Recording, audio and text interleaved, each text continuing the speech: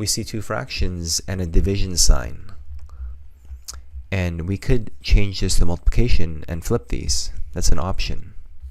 But why don't we first just divide x5 divided by x3. 5 minus 3 is x squared.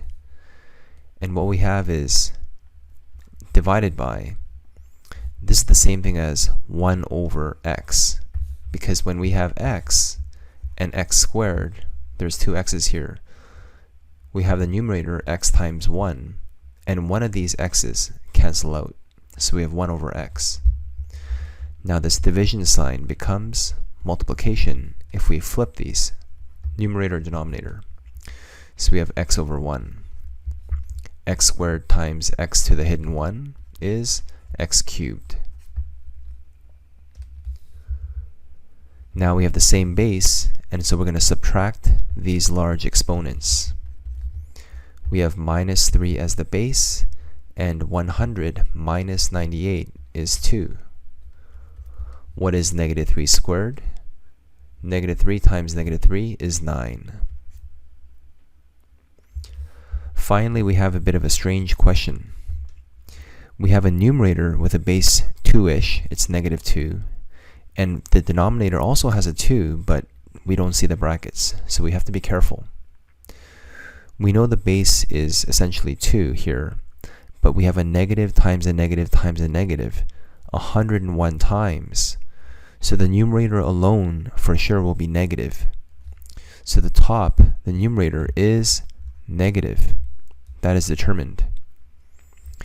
Now we have a huge number. We have negative 2 to the 101, all divided by. Now what about the denominator? The denominator also is negative. There's no bracket here. We have negative 1 times 2 to the 100. This is equivalent. So for sure, the denominator is negative. And we have 2 to the 100. Now we have two negatives, which cancel out, becomes positive. So essentially the question becomes 2 to the 101 divided by 2 to the 100. We subtract the exponents. 101 minus 100 is just 1. And 2 to the 1 is 2. We now have a BEDMAS question. And we have negative 2 times bracket this part here. We really should evaluate the exponents first. Negative 2 squared is 4. So we have negative 2 times 4. And we have a minus sign here. And negative 3 squared is 9. We multiply first. Negative 2 times 4 is negative 8. Minus 9 becomes further negative, minus 17. As for this question here, we have a numerator and a denominator. Let's clean this up one part at a time. The numbers. 9 divided by 3 is 3 on the numerator. Don't put the 3 on the bottom, because that would mean 1/3. We have x4 divided by x to the 1, which is x cubed. And we have y4 divided by y2. You can subtract exponents. 4 minus 2 is 2. So we have y squared. So this here is our simplified answer.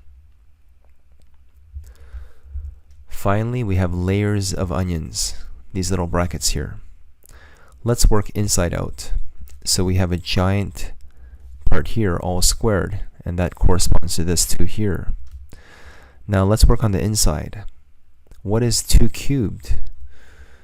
We cube also the coefficient of x. 2 cubed is 8. And when we spread the exponent love here, 3 times 2 is 6. So we have x to the 6. Now again, we distribute the exponent here and here. Exponent, bracket, exponent, we multiply. What is 8 squared? It's 64. And we have x. 6 times 2 is 12. Let's do one more. Here we have a giant expression all cubed. And let's focus on numbers. We have a numerator and denominator. 4 divided by 2 is 2.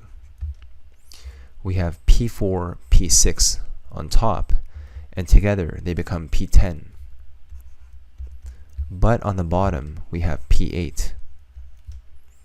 And here we have Q4 on top, Q3 on the bottom. 4 minus 3 is 1. We just have Q to the 1, or just Q, on top. Now what is P10 divided by P8? We subtract 10 minus 8 is 2. So let's cross these out, and let's write P squared.